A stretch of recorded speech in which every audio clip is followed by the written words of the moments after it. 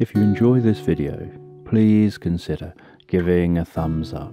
It really helps the channel. And if you have any ideas for future videos, share them in the comments section below. This original bedtime story is made possible thanks to Slumberland patrons. If you would like to support this channel, you can find Patreon details in the description and on my channel homepage. So as you comfortably begin to drift asleep, I'm just going to tell you this story in the background. And once upon a time, there was a woman who was walking through the woods. And as she walked through the woods, so she found her mind drifting and wandering. She could hear the woodland sounds around her. She was aware of the rustling of the leaves as the wind blew a breeze.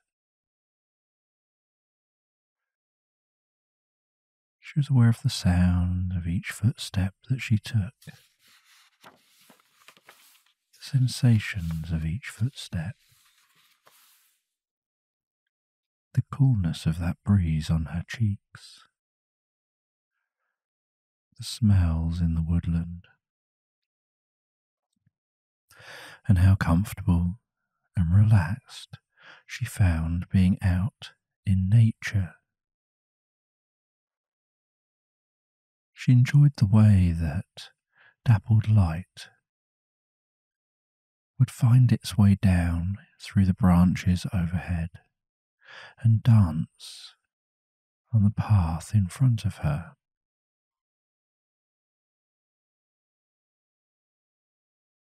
And she walked along through the woodland until she noticed a clearing. She headed out into that clearing, walked across the clearing in the warmth of the sun.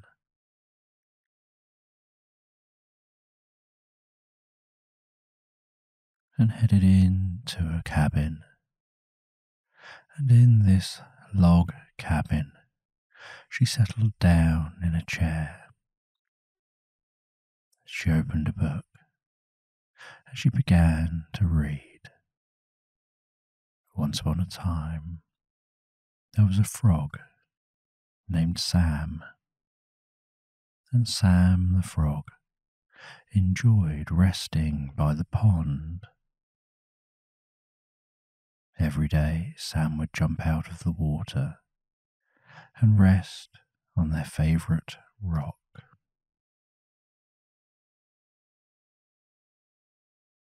Their throat moving as they breathed, while they relaxed, watching the world go by,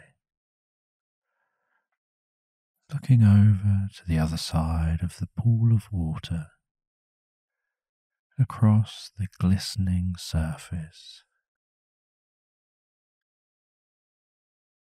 to the waving grass and the colourful flowers, where Sam would watch butterflies landing on those flowers, and then leaving those flowers and heading to another flower.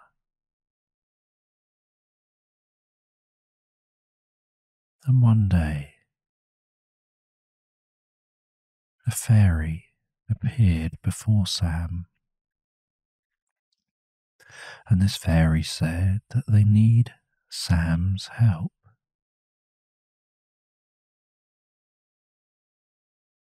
And Sam said that of course they'll help, whatever it is that they need.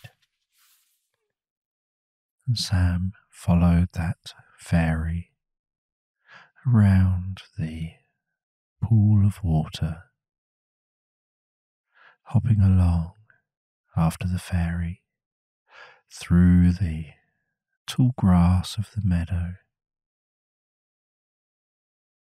and into a hole at the base of a grand tree. And the fairy's wand illuminated the chamber inside the tree as Sam followed and hopped along. And across the other side of this chamber in the tree, the fairy waved their wand, and a portal opened up, blue, glowing, sparkling, almost crackling.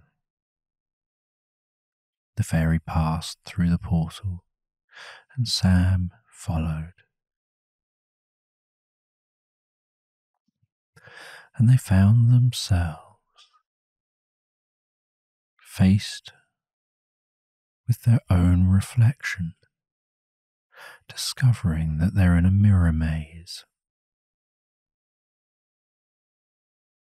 And the fairy sent out a beam of light which bounced from wall to wall, passing around this maze, allowing them to follow that beam of light. And Sam was a little cautious, making sure they didn't bump heads with their own reflection as they walked carefully around the maze. And after some time, they found their way to an exit. They exited this maze and walked out onto the top of a cliff overlooking the most beautiful view of an ocean.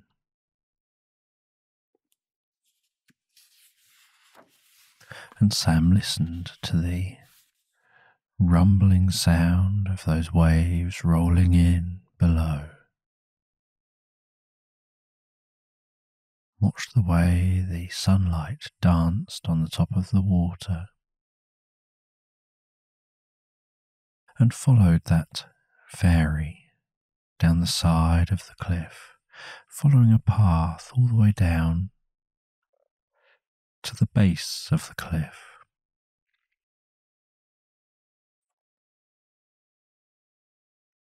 And at the base of the cliff,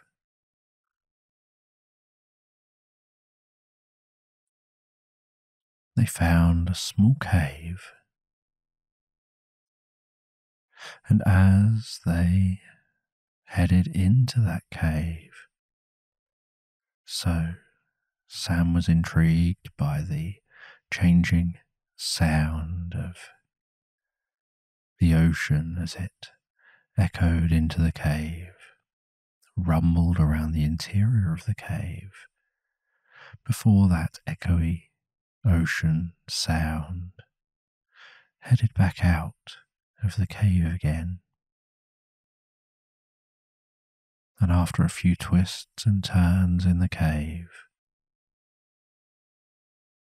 the sound of the ocean almost became a distant memory.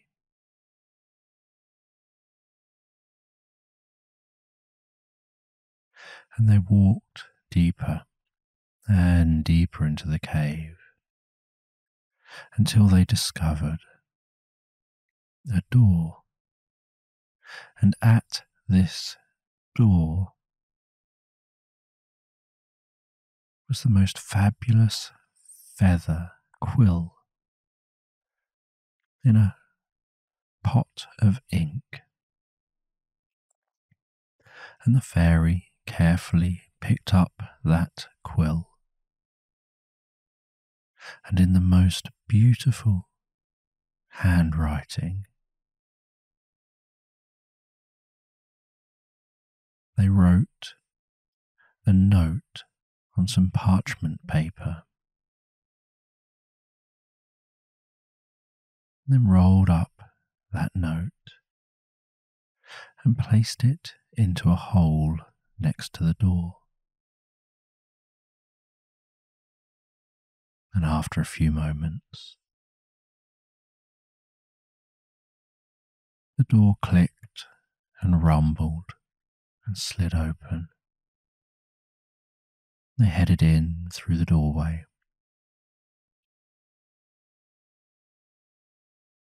into the most beautiful room,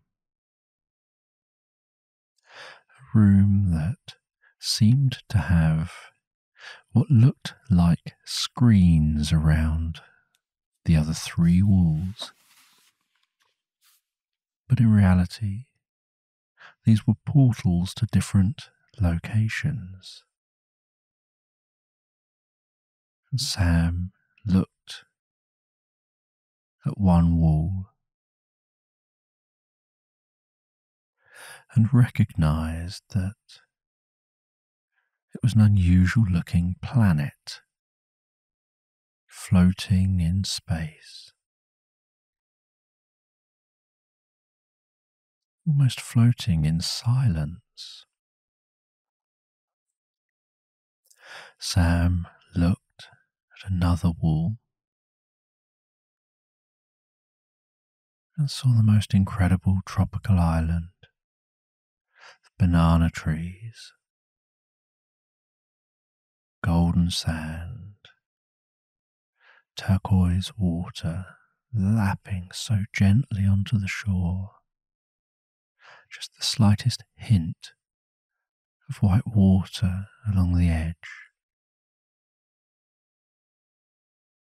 And looked at the other wall, where Sam could see what looked like a snowy and icy location with thousands of penguins. Sam hoped that whatever their help is required for, it's required through one of these portals, and ideally the portal with the beach. And the fairy flew at that portal with the beach. Sam was relieved and followed.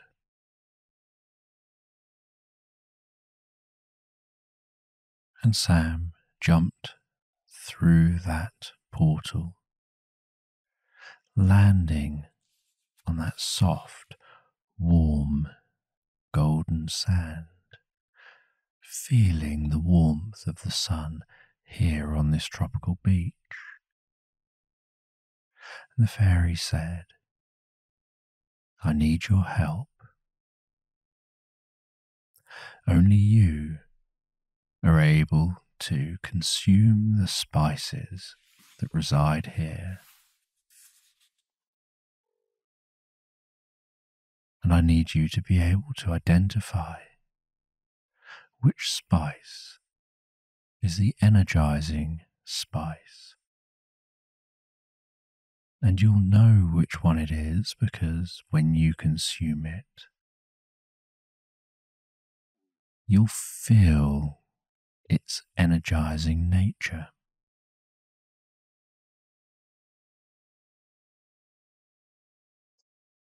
And so Sam hopped along, following the fairy, and went into a small cabin, and on the table were 3 spices in pots.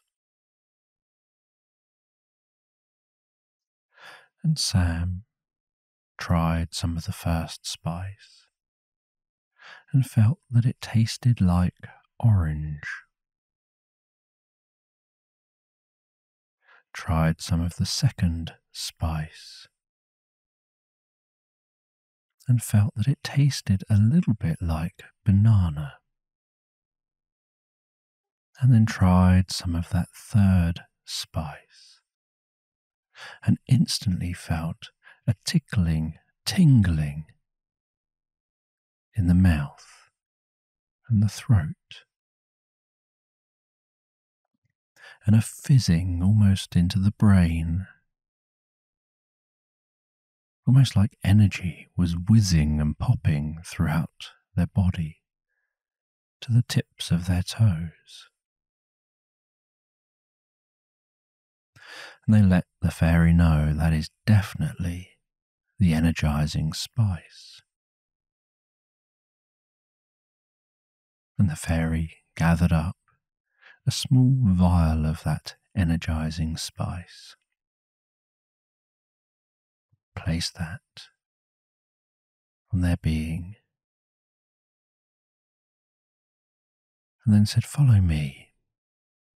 And Sam followed them as they headed out of this cabin, headed along the beach.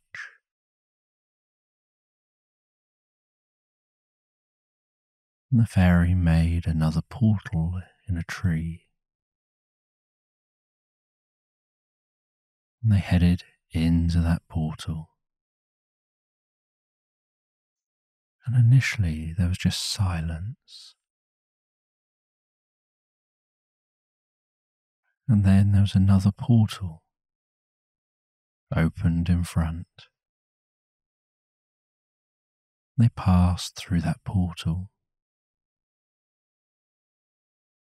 and found themselves in what appeared to be an abandoned old village.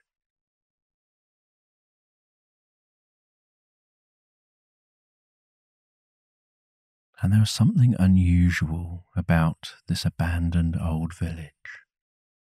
The abandoned old village was nestled among vast forest of trees. But what was unusual was that there seemed to be no sound here. There seemed to be no wind, no rustling leaves, no birds overhead.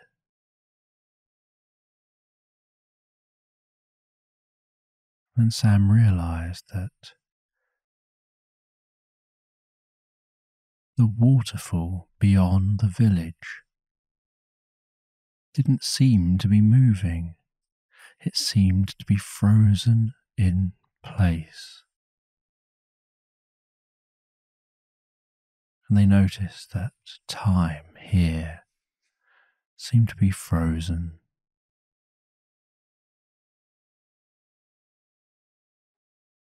And the fairy said that what we've got to do is to kickstart the time here. That there was an evil fairy who had frozen time here in this village. They were unhappy that their son was rejected from marriage here, and someone else was chosen based on love.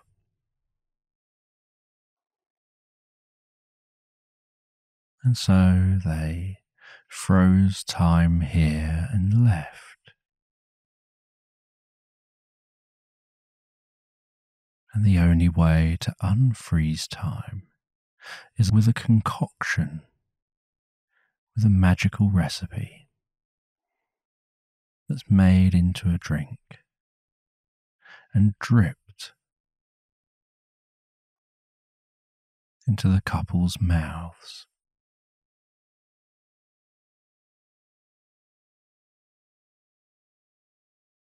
And as they explored the abandoned village, trying to find that couple who would be frozen here,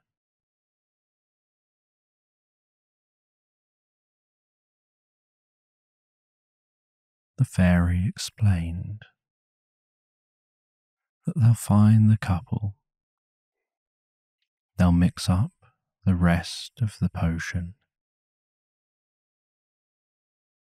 and then they'll give that potion to the couple, that they had arrived here having heard stories about what had happened, and they're one of the few beings that knows the secret magic that was used, and so knows the cure for that secret magic, and that the cure will also make them impervious to the magic being able to be used again.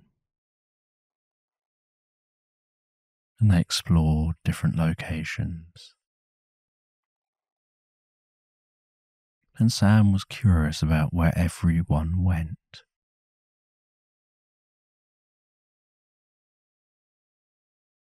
And the fairy explained that when the evil fairy arrived, she first tried to intimidate those who lived here, and she created almost like holographic beings that looked incredibly real, and she scared everyone away, and a small group of people remained undeterred. And then when the city was frozen in time, it vanished from time because it couldn't travel with time. So time moved on, but the city didn't.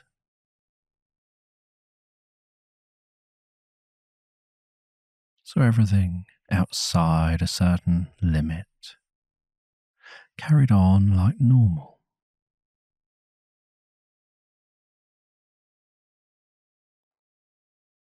And eventually they found what looked like the most important place in this village. They went in and explored, and they could see, frozen in place, the couple and a few others stood and sat around that couple, and a clock mid-swing of beating out the time, and a fireplace frozen in time, permanently looking like it should be giving off warmth.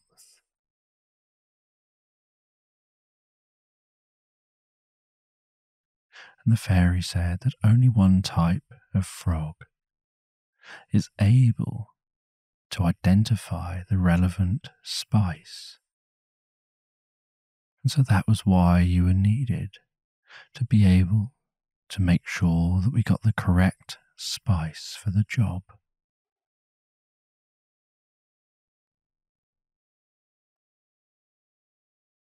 That it can't be identified by sight or by smell, and no other creature can identify it by taste.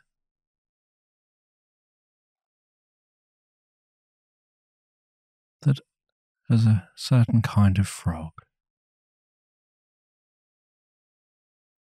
you have the relevant receptors on your tongue. And the fairy went to a table and magicked some equipment onto that table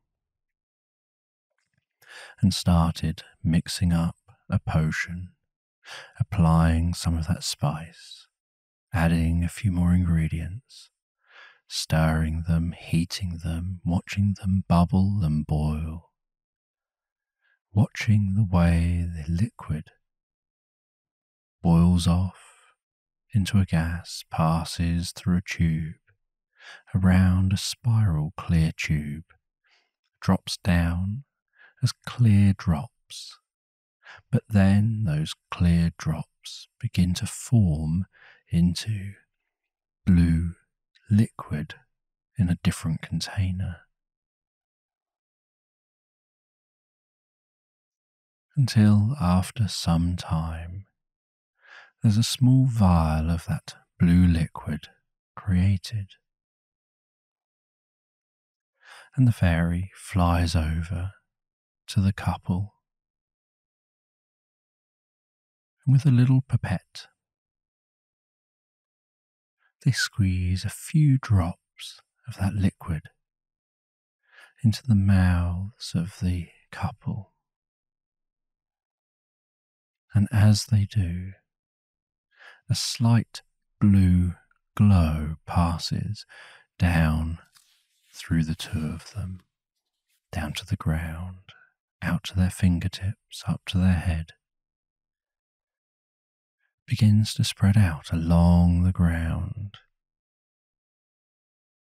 followed by a slight white light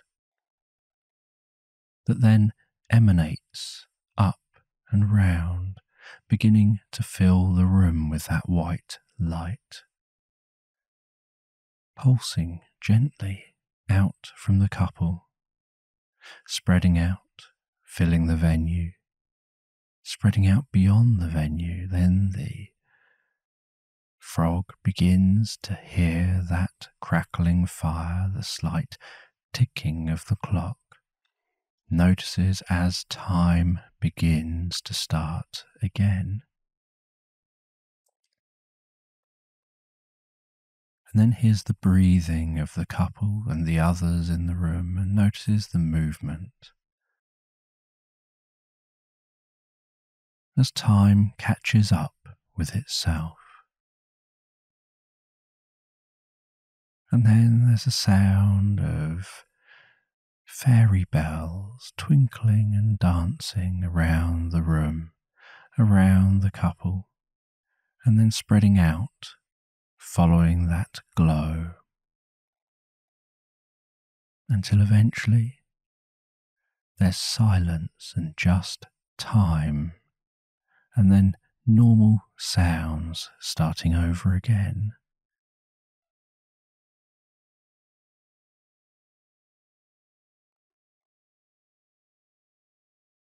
And then the couple become aware of the fairy and the frog. The fairy explains what's just happened, and the couple can now carry on with their marriage.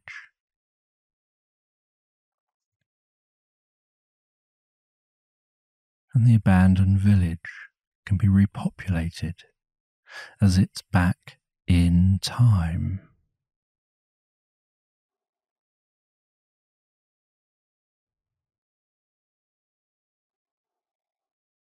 And the fairy and the frog leave the land. The fairy creates a portal. The two of them pass through that portal, and they find themselves back in that chamber inside the tree, and head out of that tree and back into the meadow. The fairy thanks the frog for their help.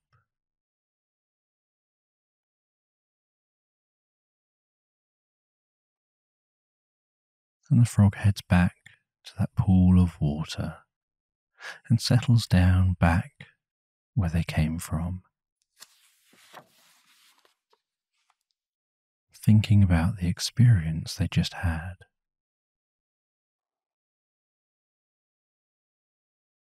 As the story winds up to an end, and the woman closes the book and smiles, listens to a crackling fire beside her, rests back in the chair, begins to drift into a comfortable reverie, imagining what it would be like to be an animal and to see the world through an animal's eyes. She imagines what it would be like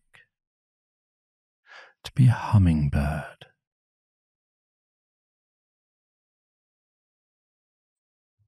flapping your wings so incredibly fast, to be able to hover, being so small and delicate, with the most beautiful and precision beak, with feathers that seem to change colour depending on the angle that you view it, drinking the most beautiful nectar,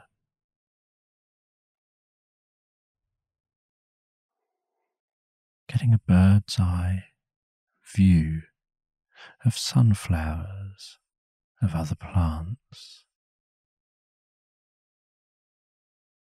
She thinks about whether her reaction times will be faster as such a small bird. And then while she's thinking that, she snaps into thinking about being a bird of prey, like an eagle soaring high above a plain,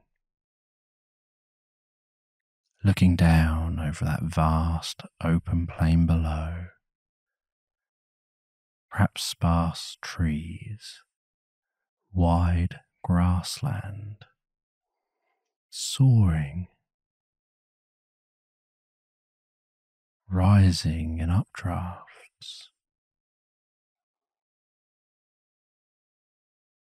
arching round, rising up,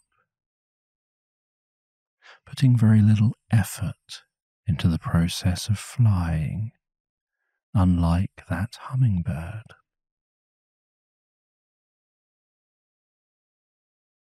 Being far more relaxed in the process of flying, mainly just gliding along and using the warm air and different air currents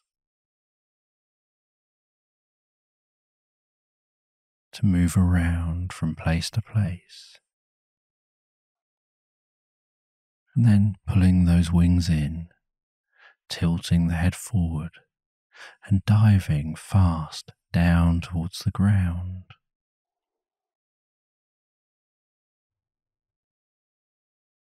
Before pulling the head up, opening those wings up wide again, catching the air, swooping and gliding low, and then finding herself as a dolphin swimming through the ocean, taking a breath, diving down, enjoying the change to the sounds under the water. How much quieter it can seem underwater, how much stiller everything can seem, how much slower everything seems to move. Swimming gracefully through the water, blowing a circle of air, swimming through that ring, having a burst of energy propelling up to the surface, breaching the surface, leaning back slightly, flipping round, and landing nose first back into the water, swimming down deeper and deeper, then swimming up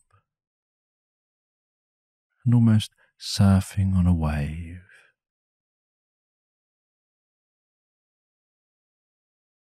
enjoying the experience of swimming through this water, before leaping out the water again, splashing down into that water,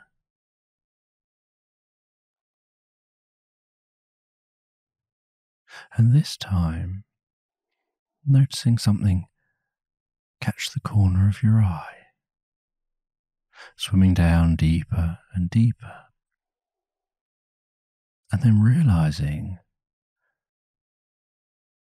there seems to be an underwater city down here, almost like domes of crystal that are almost invisible until you get close. And as a dolphin, she swims down and explores, swimming across the top of those domes, looking inside the domes and seeing what look like tall blue people going about their lives in whole communities and villages, just like humans on Earth, but living deep down under the water in these domes, and then swimming back up towards the surface, reaching the surface, getting a breath of air, curious about this swimming. And as she dives down again, so this time she notices she transitions and changes and realizes that she's woofing and panting and can hear the sound of sheep and the sound of a farmer. And she finds that she has become a sheepdog. And she's understanding the whistles and the calls of the farmer as she herds those sheep and enjoys that process of herding the sheep, and notices that her world is very different as the dog. She seems to have this rich, olfactory world where the variety of smells almost paint a picture, almost seem to be as wide and varied as looking at a picture.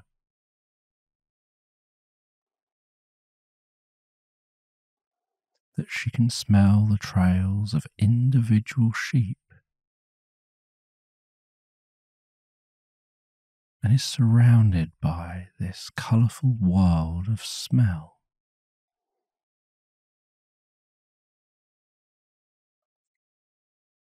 And after exploring some time in her mind as this sheepdog,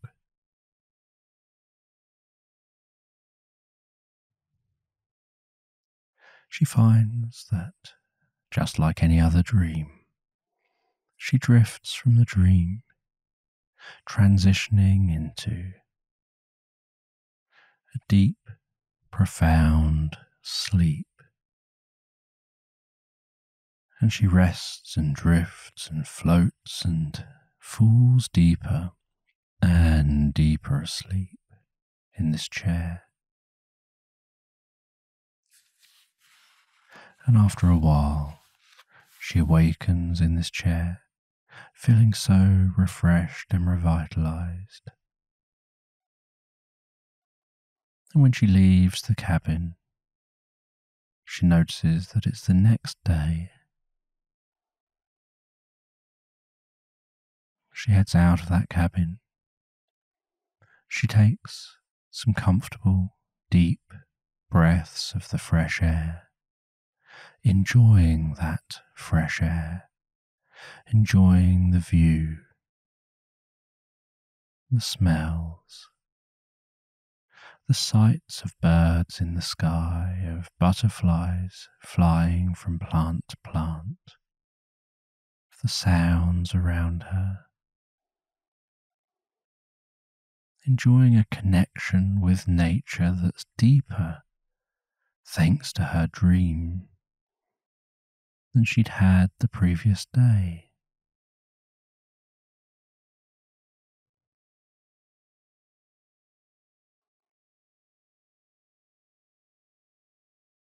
And she spends the day exploring, heading into woodland again, heading to a stream, relaxing by the stream, listening to the bubbling water, placing her feet gently into that water and feeling its coolness across her feet, her ankles, and the tickling, massaging of that bubbling water. Being able to smell the freshness of that water as it passes by. Heading back in the evening to that cabin, settling down outside the cabin, enjoying the sun setting, enjoying watching as those stars become more prominent in the sky, enjoying this break away from the hustle and bustle of everyday life, enjoying a moment's peace, tranquility, and deep relaxation, hearing the nighttime sounds as the sky darkens, before heading back into the cabin, having something to eat, sitting in front of that fireplace for a little longer, reading the next story in that book,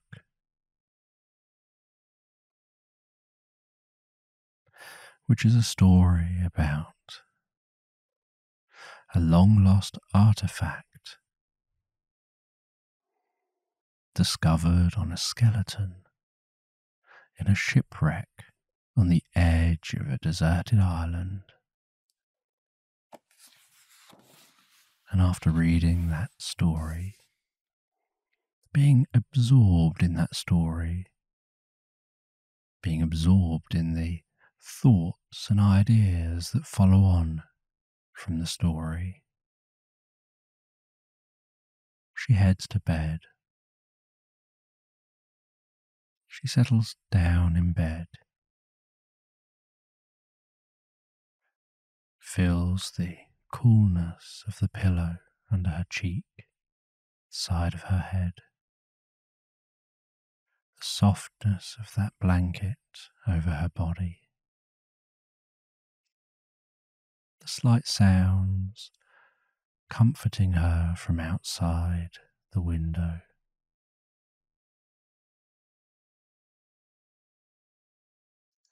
As she drifts and floats peacefully and comfortably and so deeply relaxed asleep.